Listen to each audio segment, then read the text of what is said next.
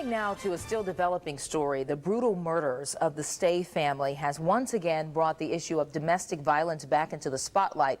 Police say Ronald Haskell killed his ex-wife's family in an attempt to find his former wife, who came to Houston to get away from the abuse.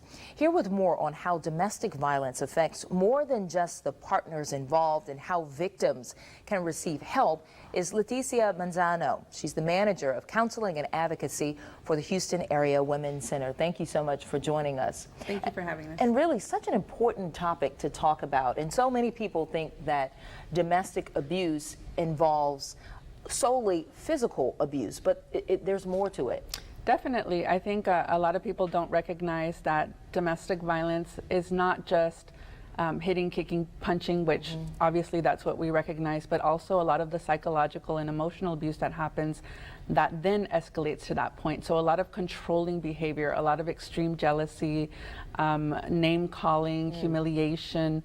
So really lowering the self-esteem of the victim to the point where she feels hopeless and helpless and doesn't know that she can reach out for help. And you named some of the signs there, a few of them. Are those the main signs that you should look for, especially if you're in a relationship, or maybe if you're a family member and you think you may have noticed something? What are some of the signs you should look for? I think one of the things that family members get confused about is that sometimes in our own pain of her being, what we know is that she's being isolated by the perpetrator, but in our own pain we start thinking like, oh, she picked him over us and things like that, and we're angry with her, when really we should be concerned about his behavior rather than hers. And so letting her know that what's happening is not okay and that we're afraid for her life, we're afraid for the safety of herself and maybe her children, you know, and that there is help out there and that things can be confidential. Putting out a lot of things out there to family and friends would be helpful in her situation. And it is so important to say something if you certainly see something, because you've spoken and worked with so many women and you've seen and heard so many different stories. Tell us a little bit about some of the things that you've heard. Sure.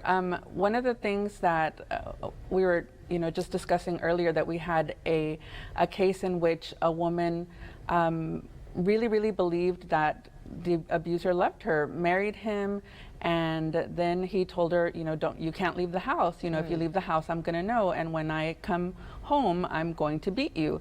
And she was just like, you're so funny, you're crazy, this and this and that. And so she went outside and she went to the groceries.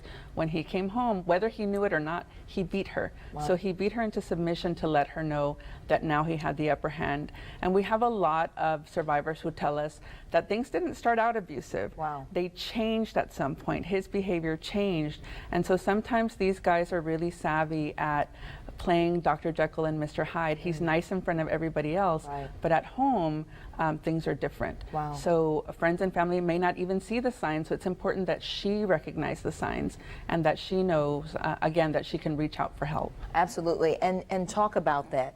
If there are women who may be watching this interview, or maybe some family members who have seen some of the signs that you're talking about, and they just don't know what to do, how to do it right now, what would be your best advice to them? It's really important to just know that help is a phone call away. There's a national domestic violence hotline that's open 24 hours a day. The Houston Area Women's Center has a hotline that's open 24 hours a day, 7 days a week, 365 days a year. And they can just call anonymously to check in and say, I think something is wrong, or I know something is wrong. Right. What can I do? Because the advocates who answer the phone are trained in crisis intervention, and they're also trained in safety planning, helping her make a plan for when and if she's ready to leave. Right. And if she's not ready to leave, that's okay. She can take her time to make the decisions that are best for her. Right. Well, thank you so much, Leticia. So great talking to you on and off camera. Such a very important topic. And this isn't just an adult problem, it's also a teen problem. And thank you. We appreciate you talking to us about it. Well, the Women's Center counseling resources are available anytime using their 24-hour hotline. Very important number. The number is 713-528-2121.